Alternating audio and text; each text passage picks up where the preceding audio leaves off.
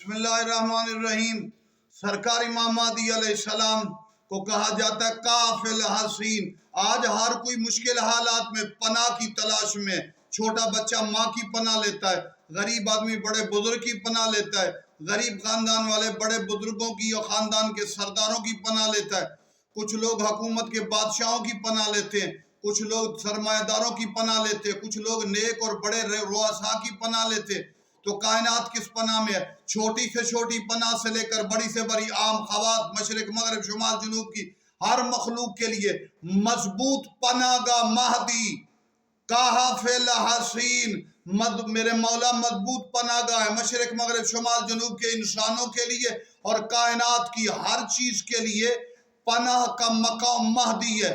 کائنات میں تمام خوفوں سے پناہ کی علامت سلطان کائنات مرشد امام زمانہ ہے، جو اللہ کے کمالات کا مظہر، اس کے دین کا محافظ، اور ہر اچھائی کو پناہ مہدی کی وجہ سے اور ہر برائی کا اختتام سرکار مہدی آل محمد کی وجہ سے ہوگی۔